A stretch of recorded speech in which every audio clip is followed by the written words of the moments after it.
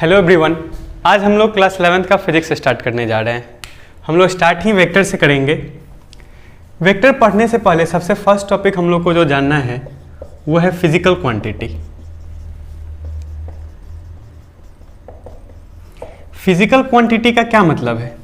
कोई भी ऐसा चीज़ जिसको आप माप सकते हैं उसको हम लोग फिजिकल क्वांटिटी बोलते हैं। जैसे कि ये बोर्ड ही है, तो आप बोर्ड का क्या क्या मेज़र कर सकते हैं। बोर्ड का अपना एक लेंथ है, इसका एक अपना ब्रेथ है, इसका कुछ विड्थ भी है। उसी तरीके से इस बोर्ड का कुछ मास भी होगा, कुछ इसका वॉल्यूम भी है, कुछ इसका सरफेस एरिया है। जिस भी चीज़ को आप मेज़र कर सकते हैं, माप सकते हैं, वो फिजिकल क्वांटिटी कहलाता है। जैसे आप मिल्क ही खरीदने गए, मान लीजिए आप 20 लीटर मिल्क खरीद रहे हैं, तो ये 20 जो न्यूमेरिकल वाला पार्ट है ये मैग्नीट्यूड कहलाता है। जो भी चीज़ आप मेज़र कर रहे हैं, जैसे आप कहीं दौड़ कहीं जा रहे हैं, आपने 5 किलोमीटर डिस्टेंस कवर किया, उसके बाद कोई लेंथ ही है 20 सेंटीमीटर, टाइम है 4 आवर। जिस भी किसी चीज़ को आप मेज़र कर सकते हैं उसमें एक न्यूमेरिकल पार्ट होता है और वहाँ साथ में एक यूनिट अटैच्ड है। ये जो न्यूमेरिकल वैल्यू है इसी को हम लोग मैग्नीट्यूड बोलते हैं और इसके साथ एक यूनिट हमेशा अटैच्ड रहता है। तो फिजिकल क्वांटिटी का बेसिक डेफिनेशन यही है, anything that can be measured and is used to study science और physics is known as physical quantity. कोई भी ऐसा चीज़ जिसको आप माप सकें और उसका यूज़ फिजिक्स पढ़ने में होना चाहिए उसको हम लोग फिजिकल क्वांटिटी बोलते हैं। इसका बहुत सारा एग्जांपल हो गया, जैसे अभी हम लोगों ने लिया लेंथ हो गया, मास है, वॉल्यूम है, सरफेस एरिया है। जैसे हम लोग फिजिकल क्वांटिटी में आगे बढ़ते हैं, फिजिकल क्वांटिटी को 3 पार्ट्स में बांटा गया है। सबसे फर्स्ट पार्ट है इसका वेक्टर, सेकेंड पार्ट है इसका स्केलर और थर्ड पार्ट है टेंसर।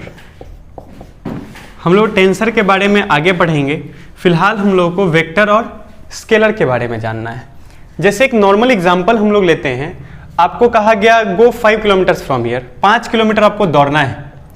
तो अगर 5 किलोमीटर्स आपको जाने को कहा जा रहा है तो आप ईस्ट भी जा सकते हैं, वेस्ट में भी जा सकते हैं, आप नॉर्थ साउथ किसी भी डायरेक्शन में जा सकते हैं। लेकिन कहीं प्रॉपर्ली कहा गया नो, 5 किलोमीटर्स टुवर्ड्स साउथ आपको जाना है। इन दोनों में क्या डिफरेंस है? चलना ओवरऑल आपको 5 किलोमीटर ही है। यहाँ भी आप 5 किलोमीटर ही जाएंगे, यहाँ भी आप 5 किलोमीटर ही जाएंगे, लेकिन यहाँ पे एक डायरेक्शन भी अवेलेबल है। आपको ये भी पता है कितना दूर जाना है और साथ साथ किधर जाना है। अगर केवल ये पता हो कितना दूर जाना है तो ये कहीं ना कहीं स्केलर का पार्ट है। कहीं पता हो कितना दूर जाना है और साथ साथ किधर जाना है। ये 5 किलोमीटर वाले पार्ट में यहाँ केवल और केवल आपको मैग्नीट्यूड दिया हुआ है। यहाँ आपके पास मैग्नीट्यूड भी अवेलेबल है और साथ साथ डायरेक्शन भी अवेलेबल है, कितना दूर और साथ साथ किधर। अगर आपके पास केवल और केवल मैग्नीट्यूड अवेलेबल है तो वो क्वांटिटी स्केलर क्वांटिटी कहलाएगा। अगर आपके पास मैग्नीट्यूड भी अवेलेबल है और साथ साथ डायरेक्शन भी अवेलेबल है तो वो पार्ट आपका वेक्टर क्वांटिटी कहलाता है। बेसिकली वेक्टर वो चीज़ है जहां आपके पास मैग्नीट्यूड भी अवेलेबल है और साथ साथ डायरेक्शन भी अवेलेबल है, उसको हम लोग वेक्टर बोलते हैं। जहां आपके पास डायरेक्शन अवेलेबल नहीं है, केवल पता है कितना दूर किधर जाना है, वो आपको अगर नहीं पता है तो वो पार्ट आपका स्केलर क्वांटिटी कहलाएगा। जैसे टाइम को ही हम लोग लेते हैं 4 आवर्स, आपको पता है कितने घंटे हैं, 4 नंबर वाला पार्ट है इसलिए मैग्नीट्यूड कहलाएगा। ये आपका यूनिट है।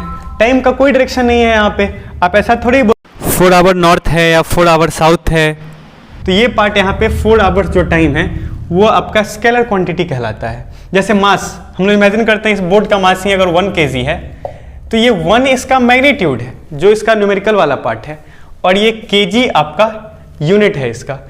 तो 1 kg का कोई डायरेक्शन नहीं है, north south east west upward never, तो ये पार्ट आपका स्केलर क्वांटिटी है। वही आप डिस्प्लेसमेंट लेते हैं, जैसे 5 kilometres towards south, 5 kilometres upwards, तो ये पार्ट आपका वेक्टर क्वांटिटी है। फोर्स आपका वेक्टर है और जहां आपको डायरेक्शन स्पेसिफिकली गिवन नहीं है वो क्वांटिटी आपका स्केलर कहलाएगा। अभी हम लोगों ने वेक्टर के बारे में जाना कि वेक्टर के पास मैग्नीट्यूड भी है और साथ साथ डायरेक्शन भी अवेलेबल होता है, जबकि स्केलर के पास केवल और केवल मैग्नीट्यूड है, यहाँ कोई डायरेक्शन नहीं है। एक क्वेश्चन है जैसे व्हाट इज अर्थ, ये वेक्टर है या स्केलर है? तो हम लोग सोच सकते हैं क्या हम अर्थ को मेजर कर सकते हैं? क्या अर्थ के पास डायरेक्शन है? सबसे पहली बात, हम लोग अर्थ को तो मेजर ही नहीं कर सकते। अर्थ का कुछ प्रॉपर्टीज है, जैसे अर्थ का रेडियस है, आप इसको मेजर कर सकते हैं। आप अर्थ के डायमीटर को मेजर कर सकते हैं। आप इसके सरकमफेरेंस को मेजर कर सकते हैं। आप अर्थ के मास को मेजर कर सकते हैं। ये सारा अर्थ का प्रॉपर्टीज है जिसको आप मेजर कर सकते हैं। अर्थ तो बेसिकली एक ऑब्जेक्ट है। हम लोग फिजिकल क्वांटिटी वो सारी चीजें हैं जिनको आप मेजर कर सकते हैं। जिनको आप मेजर ही नहीं कर सकते वो तो फिजिकल क्वांटिटी ही नहीं है। तो हम लोग अर्थ को मेजर नहीं कर सकते, इसलिए ये फिजिकल क्वांटिटी ही नहीं है। अर्थ का जो प्रॉपर्टीज है वो फिजिकल क्वांटिटी है, और वेक्टर और स्केलर फिजिकल क्वांटिटी का पार्ट होता है।